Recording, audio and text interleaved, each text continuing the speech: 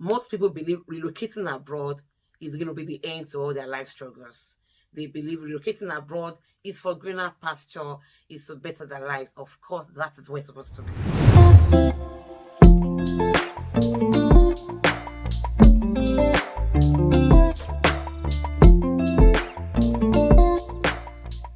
Hello people, and welcome back to my channel.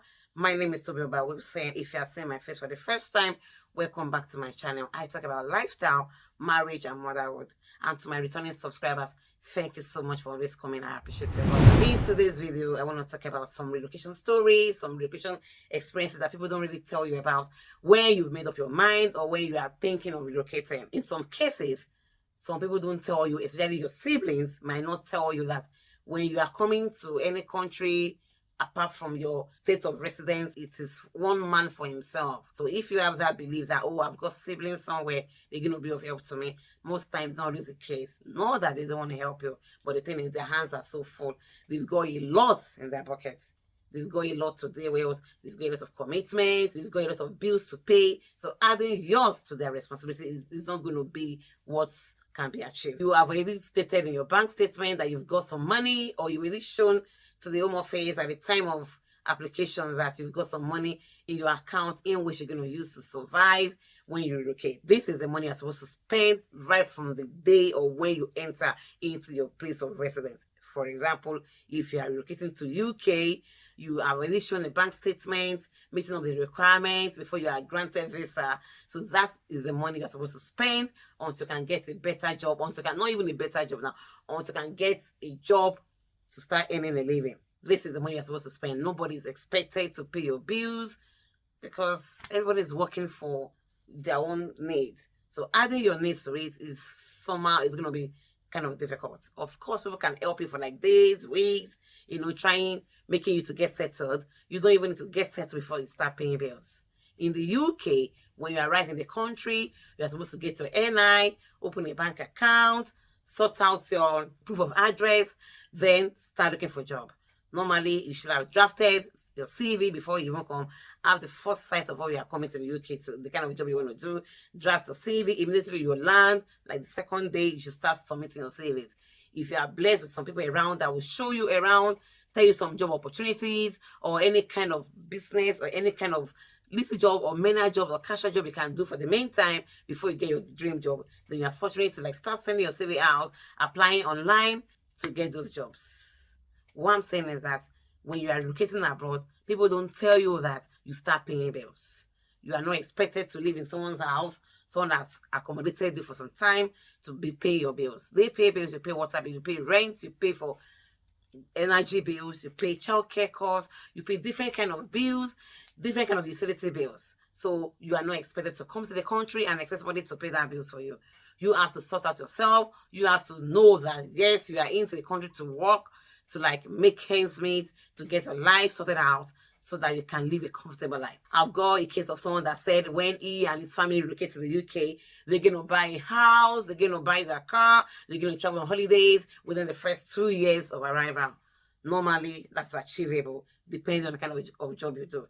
If whenever you arrive, you have a good job, or maybe a job is already waiting for you, you've got good support system, you've already up to press some buttons, and immediately you arrive, you already have a job, your wife has a job, you can sort out your keys, why not, if you work towards it? But on a normal day, if you don't have a good support system, if you don't have good opportunities to explore, then that is not achievable, and that's the gospel truth.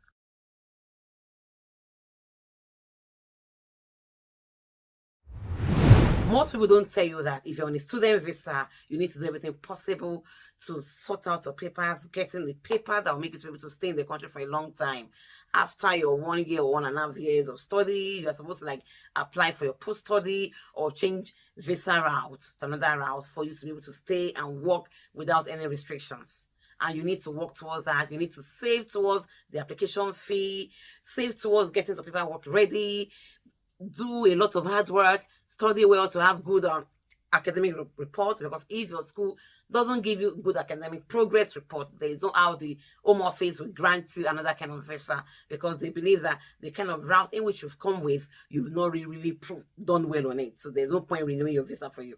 And if you have come on a two visa, you know that you are restricted to work on that field. For instance, if you come under the healthcare two visa, then you have to, all your work has to be under the health jobs. And the only reason why you can change is if your circumstances change, you go to another job in another field, and they sponsor you. That's when you can change your visa route.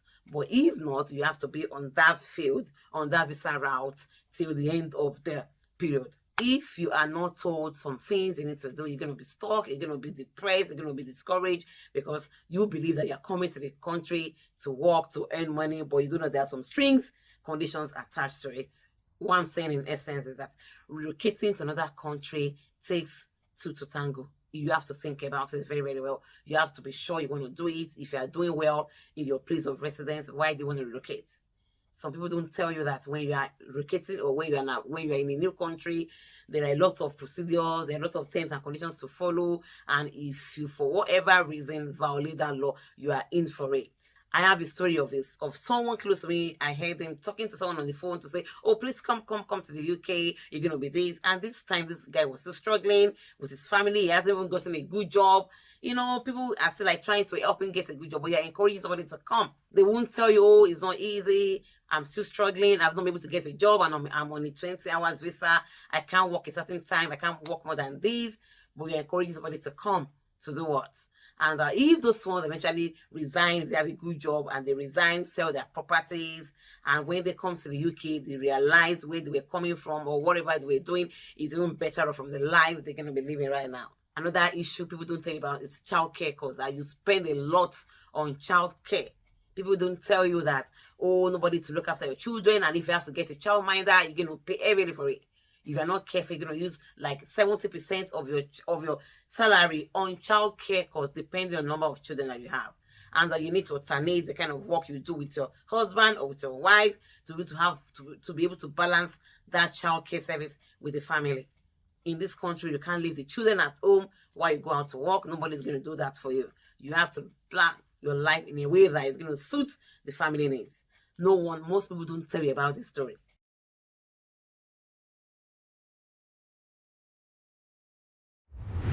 Another story people don't tell you is that when you are telling them that, oh, I want to relocate, how can I do it? And they are giving you some visa routing which you can use, they don't tell you about accommodation issue, because you that is relocating to another country, you don't have anybody there, you should know that you're going to battle with accommodation. So if you think you have a friend that you are talking to abroad and you've not asked the person, am I going to put up with you? Are you going to accommodate you for some time? If you don't ask them and you go ahead with the belief that, oh, your friend is there, your friend might not be able to help you when your visa is out, and it's not in reality that you are bound, or you are now due to relocate to another country.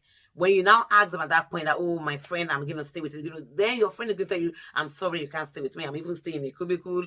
I can't even afford this. Like, then the friend is going to bring up stories why they can accommodate you, because they can afford it as well.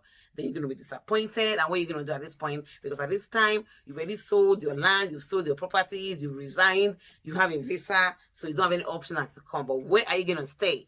And because you've already shown on your bank statement that you have money that you're going to use to maintain yourself for the meantime, you are not allowed, or you are not expected to be roaming about. And if you want to put up in any bed and breakfast or in an hotel, you're going to spend all that you brought within a twinkling of an eye. So people don't tell you that when you come abroad, you should know about your accommodation, where you're going to stay when you are coming. They just encourage you to come.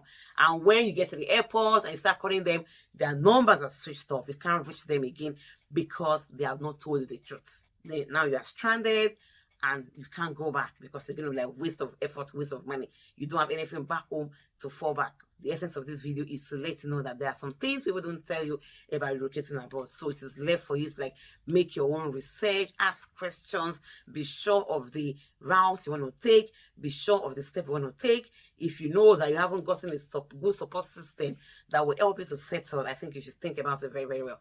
If where you are coming from is still better, or you are still doing well, I think you can just stay back and live a good life. It is better you eat a dry muscle in peace than to come to a land you think is free with goods, with riches, with honey, but it's filled with all forms of depression, heartache, pressures here and there. relocation story that we hear are not always the truth. We need to make our own findings ourselves. Be sure we are good to go, and be determined in yourself that regardless of whatever you're going to face, you're ready to face it. All right. I remain Tobi-Oba Wilson. If you like my kind of content, please subscribe to my YouTube channel, like and share my page. Comment in the comment section, and I will see you in my next video. Cheers and bye.